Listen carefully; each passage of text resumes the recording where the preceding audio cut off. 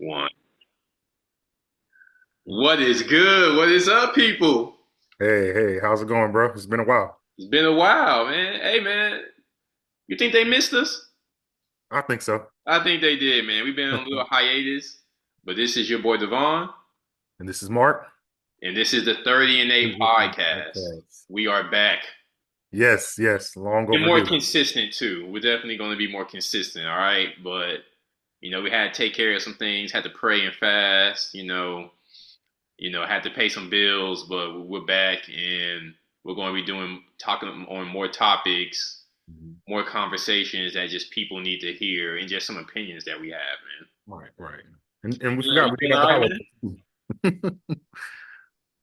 You Yeah, we feeling did all have the right? holidays. You say what? You feeling all right? I'm good. I'm good. How about yourself? I'm good. I'm good. I'm actually making this bald look good too. Shout out to the bald brothers out here, man. Bring back the 90s. Looking like a precious milk dug. No, milk dud. There you go. Precious milk dud. You know what I'm saying? You And if you look good, you might be able to lick this milk dud. You know what I'm saying? Where the women at, bro? Who like bald men? Let's. I need y'all in the chat. We need y'all out here and stuff. So, but I don't want to belabor the point. There's two documentaries that I felt like was very important that came out that had everyone on social media talking, and I just wanted to share our opinions on it. Mhm. The first one has to be that documentary that 50 produced, The Reckoning. The Reckoning, right? So I Yes. gotta ask you, man. So I think it was called Sean Combs, The Reckoning. What did you think about the documentary? What is your opinion on it? Does it change anything you think about Diddy in general? Okay, so I can answer the first part. I mean, the last question pretty easy. Does it change my opinion of Sean Combs? No. I've always known, well, I didn't know he was doing all of that, but I've kind of always known he was a jerk, so to speak. So it just more so highlights stuff that I've heard over the years from other artists. Now, obviously, the freak offs and stuff like that we didn't hear about until he until Cassie sued him, so we started to hear about the freak off. So I wasn't aware of that until until that came out. But there were if you really pay attention, there were always kind of I would say hints of it, especially that infamous interview with him, Jadakiss and Fabulous. Definitely hints there. Overall, the documentary was I'll say this: the documentary wasn't necessarily, and I'm big into rap, so it wasn't necessarily eye opening for me, but I could see I was eye opening for some people. Um, it it just shows you to an extent. I'll say the thing is, people do anything to be famous. The real loser of the documentary is Little Rod. I do want to throw that out there. But what were your thoughts? I mean, the documentary, I did learn some new things about Diddy. I think if you're going to make a documentary, you got to at least kind of share some new insight. Right. I mean, we always heard about his mom being a possible maiden or madam, excuse me, Mhm. and just talking about how he grew up and his mom basically threw all these parties for these drug dealers and prostitutes and things of that nature. It can definitely show how like your mind can be warped. So Right. I definitely get that. I Mhm. think the biggest thing that I took from it is we've heard about these rumblings for years, and even when the information with Cassie broke Mhm. and how people started suing him. But this man definitely is the one that got Tupac killed the second time. That was him. You put the money, you put it up, you put the money up to get him and Suge Knight Allegedly. killed, and it just feels like everything in rap goes back to the East Coast West Coast beef. Like when you think like it's like everything goes back to that, bro. Like I don't. It's just weird. It's how certain things happen. Like America, we always talk about how America talks about World War II, and then Mhm. everything because of World War II, we just became this great and prosperous nation. All these good things Right. happened because we stopped the world, from the Nazi regime. That's how we kind of talk about history in my eyes. On a rap perspective, everything go back to Tupac and Biggie, and, Right. and the fact that these two, it was the East Coast West Coast rap. I mean beef, and people were fighting over each other and killing each other. Over really just some nonsense. That's It, honestly how I take it. right. I think it was a good documentary, but at the same time, I do look at it and have to tell myself I feel as though even though he did some bad things. Hmm. It just shows you that people to me will still kind of rationalize the bad things that happen to them in the pursuit of a check. That's what I took from that. Yeah. Yeah. Now, we can talk about that later. The only thing I would say I agree with everything. I think it's more, which I mean, it's Tupac, so it's always more to the story.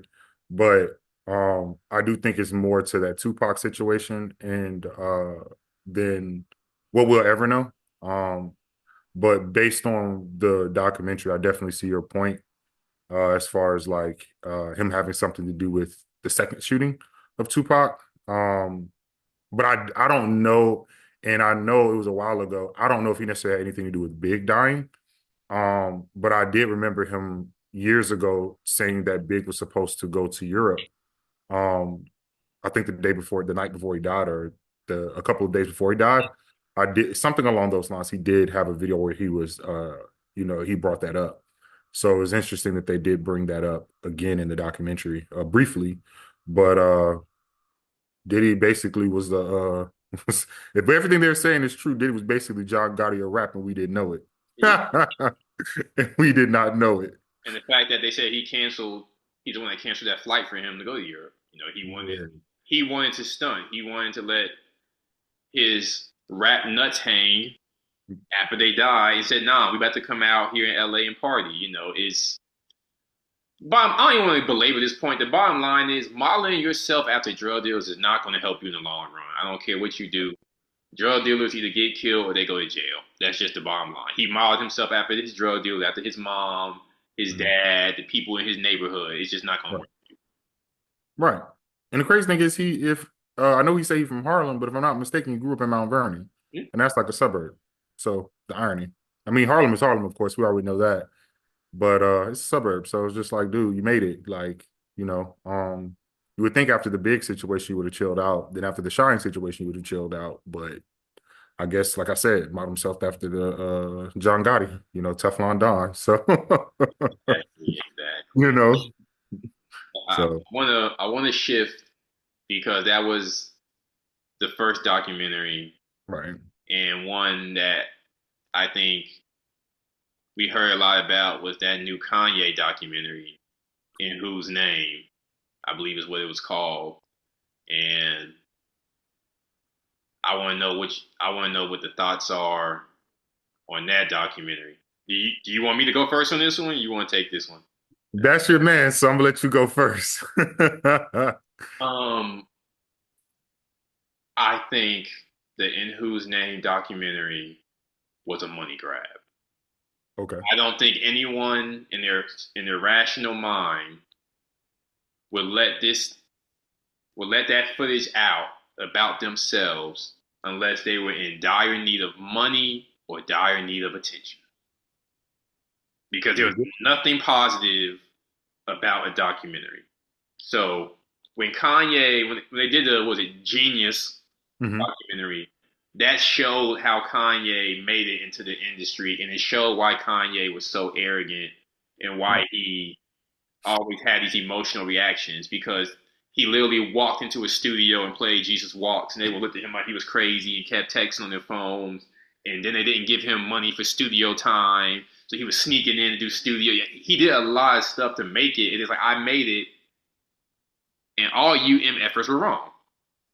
Right. So I can understand why he feels the way that he feels. And anytime I do something, y'all tell me I'm wrong, but it turns out to be a huge success. But with this documentary, the biggest thing I took from it is in a mental health aspect, there is whatever part of your brain that controls your emotions or controls your ability to handle rejection or no, he doesn't have that anymore. That is completely, it's not a, it's not just your asshole. That's the easy way. That's just the easy way to wash it up. Though he doesn't have the ability anymore to accept someone telling him no, he's wrong. That's a fair point.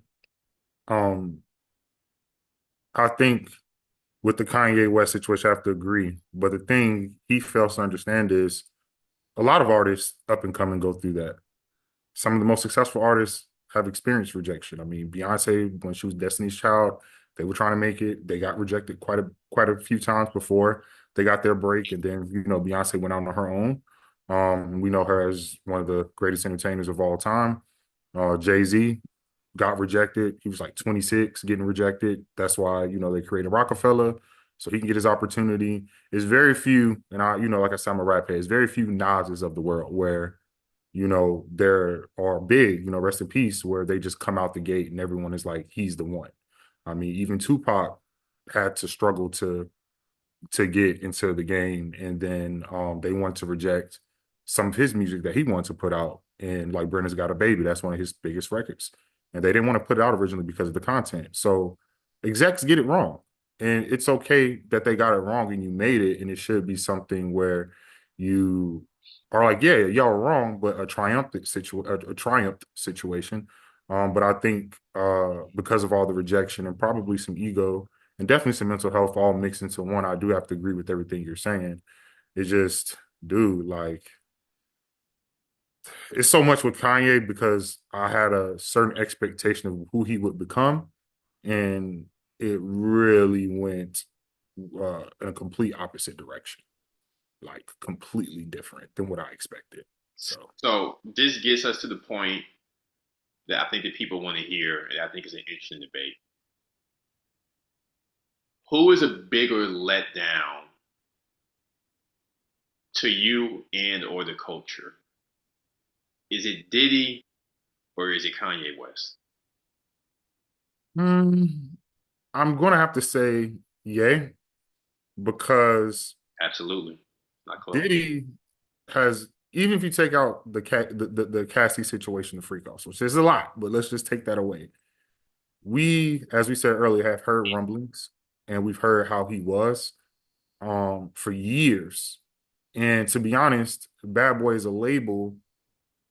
The last artist that was on there was French Montana. When's the last time he had a hit? Now his album that he dropped, Love, ironically, was a decent album, Oh, you, but you gave it a listen? yeah, I did give it a listen when it came out. I did give it a listen. But one of my friends, On a scale of 1 to 10, which you giving it? I give it like a six. Okay. I give it like a six. It was decent, but I would say definitely yay because when Jesus Walks came out, his whole approach, like we grew up in the early 2000s. So he had everybody switch from tall tees to button up shirts. He made it cool to be a backpack kid. Like he had a very positive image. He came across as somewhat, I'll say somewhat pro black. And for that shift and how he is now, I never would have saw it coming. And just it's it's sad to see, and it's very disappointing to see. And just the way he is now is just like, he's a billionaire. He's made it from a success standpoint. But when they talk about selling your soul to get to that point, I do think of Kanye to an extent. Um, I do. Comparing your situation to slavery is crazy. Um, it's crazy. Like I know we got to get your point of view as well, so I don't want to go deep into it, but there's a lot of stuff he said and done. I just like, dude, like, not yay. I mean, I think for myself, this might be a hot topic, or a hot take, but I honestly feel like with what he did, Kanye literally is the Tupac of our generation. And the reason why I say that is you gotta look at things that he broke down. Because like you said, when Kanye dropped, 50 Cent, Get Rich or Die Trying, Lil Jon, and the East Side Boys, like it was he brought in a different sound of rap. And it was but he made it okay, in my opinion, to not be a rapper talking about drug dealing and gang banging. Right. I think about that switch. I look at Kanye. Is Kanye's the one that he came out here and he ain't selling drugs. He ain't in a jersey. He ain't kill nobody. I'm just someone that can make good music. So he did that, and I also credit him as bringing back kind of social conscious rap. I always felt like Kanye had a good mix of he'll rap some social conscious stuff, then he'll rap some fly shit and some vague Right. shit and some current event stuff. I always felt like it was a good mix. And to me, Kanye just it was like he just kept doing little things. He would do that. I know it was like I felt like he was doing stuff for us. And then the Right. more I looked at the history and the pattern, this is really more about himself. You know, George Bush doesn't care about black people. I actually backed you on that because the truth is George Bush didn't care because that was a Democratic state, so he didn't help them out the way he wanted to. That's a whole nother subject. All right. Right. Taylor Swift incident. All right, you just to me, I forgave you for that. Well, that's not necessary, but I forgive you for that. But then when you doing stuff like, after you have your meltdown, talking about Mhm. you want to vote for Trump, talking about slavery was a choice, talking about you don't agree with Black Lives Matter, and then even the comments you made about, the Jewish community, I started to realize this isn't for black people. This is just for yourself. You're going against the grain on things that affect you personally, and then you try to wrap it up in a mask. I'm doing this for everybody. No, you're not. This is for yourself. Right. That's my problem. And then even doing all of that, then you get saved and you're doing gospel music and gospel renditions, and I actually love your gospel album. I really thought you could have changed some people. You speaking at churches and stuff. I really feel like you could use your platform to really change. Kanye could have changed the world, not just music. He could have changed the world because you had music, you had fashion, and then you went to religion. Hmm. You had the tools, the powers, influence to change the world. And to me, because you didn't get your way, you rebel and go against the exact opposite just to prove your point on things. And at some point in time, when does it become enough? It's been enough for a while. For a while. So yeah, I don't, and I'm a Kanye West fan. Anyone knows me knows that, but I do have my own mind. I can look back on something and then be like, okay, now I think you're just full of shit because this is just you just get off on the controversy. You just get off on doing X, Y, and Z. I don't care what anyone says. Like, and I won't take up too much time. 'Cause I want to give you some more time too. But Mhm. I can understand Adidas releasing shoes and colors without your permission. I can understand that being you feeling a way about that, but I don't understand why that's worth giving up $200 million a year. It's just that's to me, it's not worth it. At some point, you have to answer to somebody eventually. That's just We all do. Even if you're even if you're a business owner, you answer to your customers. Like you answer to someone. And if you didn't like what Adidas was doing, you're wealthy. You're not even rich, you're wealthy. Lawyer up. And even to the point, now I'm not really don't care too much about the Kardashians, but even in the documentary when Kim was just saying how his behavior and the stuff he's saying is affecting her business, he didn't care. Um, and I think sometimes I don't care what anybody says. A lot of people, not saying mental health isn't important, it is, but I think a lot of people use mental health as a reason to do the bullshit that they do. And he's one of those people. I think he's intelligent. I do think he has some mental health issues, like maybe is bipolar. I don't know if he's actually been diagnosed, but I also think he's intelligent enough to know that what he's doing. I really do. Um, and I think that the fact his wife has said something to him about it, uh, and he still does what he wants to do. Um, I just think he craves and needs and is probably addicted to attention and controversy. The controversy gives him the attention that he wants, and that's why he lashes out. To your point of what you said earlier, Was this a money grab, or was this for attention? Probably was a money grab, but I also think he liked the attention and the controversy. He gets off on it. That's my personal opinion. Definitely. And I want to say one other thing because I do. This is what I know from Kanye. It's a pattern. Kanye builds himself up. He self sabotages, and then he builds himself back up again. And he keeps doing it and doing it with his comments, his controversy, and he's always had music to kind of bring him back because people will say, oh, "Okay, that's Kanye, but he got a new album. Listen to his music. He's just crazy." And he's finally at a point now where I don't think the average person really cares as much about his music. And but also, but just bring it back to Diddy real quick. For me Mm-hmm. with Diddy, I never looked at Diddy as like a righteous or a good person. I just Right, look at Diddy as just an entertainer. He's just a producer. So right. you telling me he did bad things to you or bad things to people, it's not a big. It's not. It is a big deal, but I didn't. It's not like oh, I could never possibly see this. I didn't. But Kanye, when your wife talking to you, and you just yelling. He just yelling at people, and he just. I'm gonna be Yeah, honest. Kanye act like a bitch. He yeah, a bitch. That's what he act like. He act like a straight up bitch. No, yeah, go leave. Like, who the fuck you think you are? I don't care you Kanye. You tell me to yeah. go and leave. We gonna stand up and we gonna have a problem. Let's see how tough you really are. That's just at some point in time you gotta have, and we actually got more time. We got like 10 more minutes, okay. But like Mhm. at some point in time, Okay. you gotta have some more respect, or you gotta have some type of you gotta have some more respect for other people, and Right. you gotta want to change in life.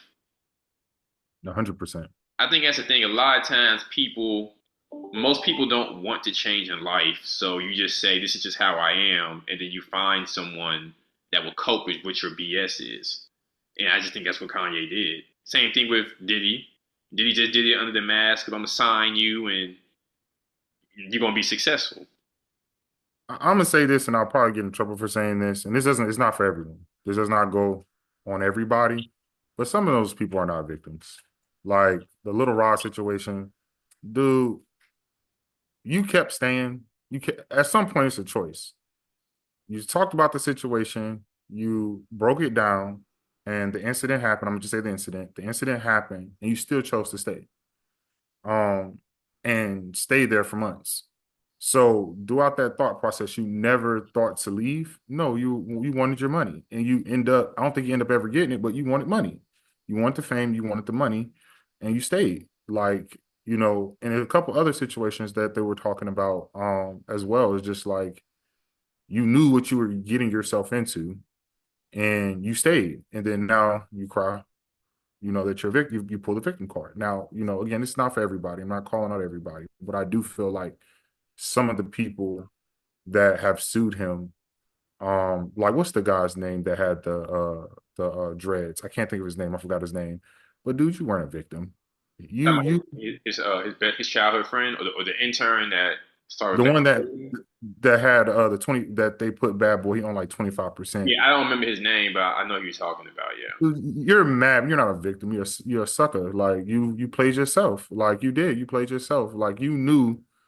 It's just this is the thing, and I don't care what anybody says. If you see somebody doing dirt to other people and you're working with them, you consistently see the behavior.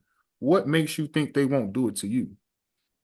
Because y'all cool, allegedly, or you've been.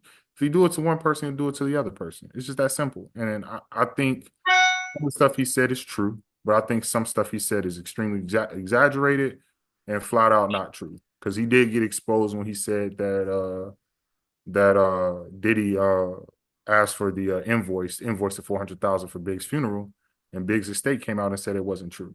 So I think it's some anger there for the Diddy situation, what happens with him between him and Diddy, and that's why he went on there. But allegedly, even with that situation, I heard that now I don't know how true this is. This is alleged, but I heard that he was funneling drug money through Bad Boy, and that's the real reason why they got him up out of there. That's what I heard. I don't know how true it Any is. articles on that or anything? Because I don't. If I can find it, I read it. But you know how social media is. As I was saying, I saw it on social media, so you gotta take a lot of this stuff with a grain of salt. So that's what I'm saying. Allegedly, don't know how true it is. But if I find it, I'll send it to you. So I want to ask something that I thought was kind of important, or that I Right. think that's kind of admirable. How did you feel about Aubrey O'Day and the person who filed the civil lawsuit and basically saying that they raped her when she was drugged up? Right. I believe that's true. I believe that's true, and she's a victim. Like, that's a victim. Like, I believe her. I really do. I believe her. That's a victim. So that's why I was saying not everybody falls within on that card. So It's so just honestly, certain people. I gained a lot of respect for her in that Mm, situation, and I want to explain why. Because she read the lawsuit and she was saying, I don't honestly remember that happening. mm, So because I don't truly remember that happening to me, I'm not going to join in on in that particular lawsuit, and I'm not going to talk bad against this particular person because I don't truly remember it or not. But I do know Diddy has victimized other people, so I'm not going to speak out against it. So to right. me, I think that showed just for her that she had a better character than what I expected her to have. Mm, Because if someone has already, screwed you over, in the business sense, and someone says, "Hey, I remember him doing that to you," all she could have just said, "Yeah." yep. She could have said, "Yeah." She could have joined in on the lawsuit, but she said, "No, I'm not going to do that just because one person is trying to get a money grab out of it." So I really felt like that was pretty honorable. Yeah. Yeah. Because I know cause I remember back in the day making the band, he did not like her. I mean, obviously showing the documentary, but I remember that specifically, like him not liking her. Her, Q, and Dylon. Each different season, her, Q, and Dylon.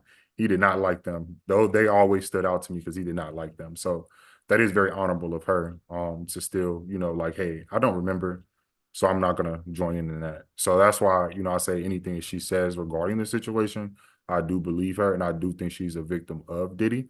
Um, whether that situation happened or not, but just as far as like blackballing her from the industry, how he treated her, all those different things like that, I do believe her because So, just let's bring this. I want to bring this to conclusion.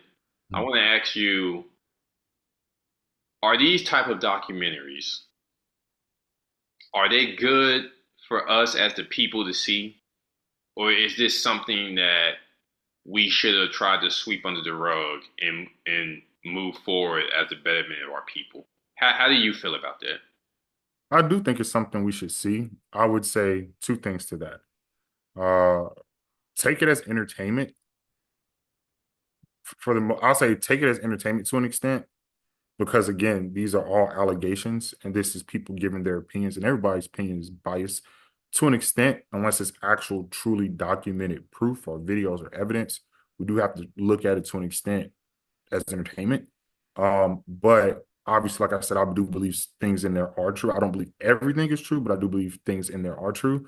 So I'll take some of it as entertainment, some of it as like, dang, like I didn't know he was doing all of that. So I don't think stuff like this should be swept under the rug. I do think it should be exposed, and hopefully, we have more documentaries like this out, not just on us as a culture, whether it's rap, R&B directors, but let's see the other side of it, like with other groups, like and stuff like this needs to get out.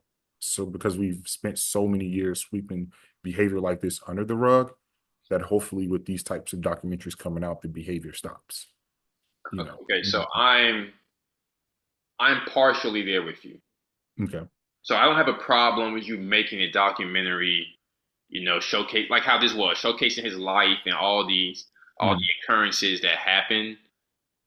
My problem is the exploitation of it. You can make one Diddy documentary. I don't need 15 of them. I mean, Right. goodness gracious. You can look up right now and they're probably making another OJ documentary about his trial. It's like it's 30 years ago. You made Right. 50 different documentaries about it. At some point in time, you gotta let it go. Like, I'm not saying they should let this go because this isn't a serious situation. I'm just saying there comes a time when it's for information, and then there comes a time when it's just for profit. I just feel like when you make it 7 to 8 different documentaries about it, this is now about profit. This isn't about spreading, you know, Right. help or shine to the light of certain things. Now, for somebody like Kanye, This is his second documentary. The first one I felt like was very insightful. Mm. This one, to me, I don't think was good, and it's not because I'm a fan of Kanye. There wasn't like a story. It didn't give me any behind the scenes or why his relationship with Kim fell apart, or why his deal with Adidas fell apart, or why his deal with Yeezy Gap fell apart, or why he's living, I think it's in Japan or Korea, wherever he's at. It was Mm. just a series of arguments that happened over the last 6 years with no real conclusion and no real deep insight. And honestly, I would have did a better. I could have found a better way to make it to stream together a storyline if I was Right. following him for 6 years. I could have did better than that. I got a degree in film too. For the people who listen to say, "Well, where your stuff?" And no, I know the fuck I'm talking about. All right, so let's get that out the way. But we got a minute to wrap up. Um, this is the 30 and 8 podcast. We're gonna be bringing a lot more content to you guys. And yeah, is there anything, a topic you want us to talk about? Comment and chat below. Yep. And we're definitely going to be back a lot more often and a lot more frequently. And please hit that subscribe button as well. With love. I'll see y'all later. Peace.